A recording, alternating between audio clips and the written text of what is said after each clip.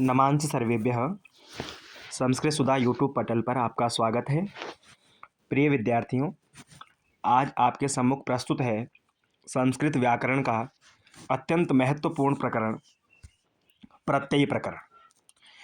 प्रत्यय प्रकरण के अंतर्गत हम कुछ महत्वपूर्ण प्रत्ययों के बारे में चर्चा करेंगे, जिनमें पहला प्रत्यय है क्षत्रिय प्रत्यय। क्षत्रिय प्रत्यय जो है यह वर्तमान काल के वाचक शब्द का निर्माण करने में सहायता करता है। आइए कुछ वाक्यों के उदाहरण के रूप में समझते हैं कैसे क्षत्रिय प्रत्यय के अनुसार शब्द निर्माण होता है। जैसे पहला वाक्य है, बालको हसन ग्रामम गच्छति। अब इसमें जो हसन शब्द है इसमें क्षत्रिय प्रत्यय है, ठीक है। तो हस धातु में क्षत्रिय प्रत्यय करने पर क्या शब्द बनेगा? हस धातु में क्षत्रिय प्रत्यय करने पर शब्द बनेगा हसन, है ना, यानी हंसते हुए।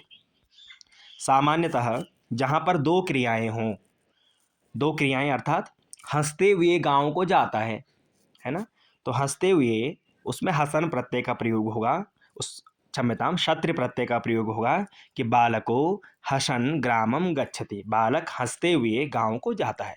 तो हंसते हुए जो शब्द है यह वर्तमान काल का वाचक है ना। तो क्षत्रिय प्रत्यय से शब्द किस काल का वाची होगा? वर्तमान काल का। तो हस धातु में क्षत्रिय जोड़ने पर हसन। दूसरा देखिए, बालकः पठन वदति। पठन, बालक पढ़ते हुए बोलता है ना, पठन। तो पठ धातु में क्षत्रिय प्रत्यय, तो सब रूप बनेगा पठन। ऐसे बालको वदन, वद धातु में क्षत्रिय प्रत्यय वदन, बालको वदन उच्चैः हसति। बालक बोलते हुए जोर जोर से हंसता है।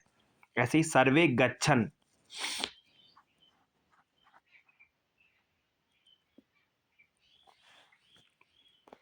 यहाँ पर जो सर्वे है ये बहुवचनांत है, तो यहाँ पर गच्छन्तः हो जाएगा। गच्छन गच्छन्तो गच्छन्तः, है ना। तो सर्वे गच्छन्तः पश्यन्ति, है ना, क्योंकि इसके भी रूप चलते हैं तो बहुवचनांत का ही प्रयोग होगा। सर्वे गच्छन्तः पश्यन्ति, है ना, सभी जाते हुए देखते हैं। तो गम धातु में क्षत्रिय प्रत्यय प्रयोग करने पर इस प्रकार का रूप बन जाएगा। आगे वर्तमान काल का ही शब्दों का निर्माण करने वाला एक अगला प्रत्यय है, वो है शानच प्रत्यय। देखिए, शानच प्रत्यय की सहायता से, जैसे हस धातु में हमने शानच प्रत्यय जोड़ा तो क्या बनेगा? हसमानः। हसमानः बालकः ग्रामम गच्छति। हंसता हुआ बालक कहाँ जाता है? गांव को जाता है। ऐसे कंपमानः वृक्षः अस्ति। कांपता हुआ वृक्ष है। कांपता हुआ अर्थात हिलता हुआ। पठमानः बालकः वदति। पढ़ता हुआ बालक बोलता है। तो इससे कैसे रूप बनेंगे? हसमानः, कंपमानः, पठमानः, है ना, नीयमानः। तो ये शानच प्रत्यय के उदाहरण हैं। आगे तीसरा हमारे पास प्रत्यय है त प्रत्यय।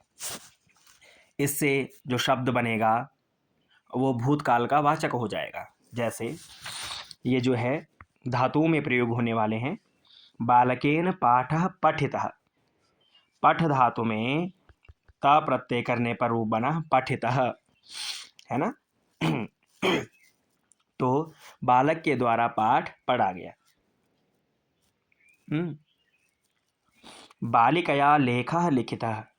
देखिए, लिखितः में देखिए ता प्रत्यय है।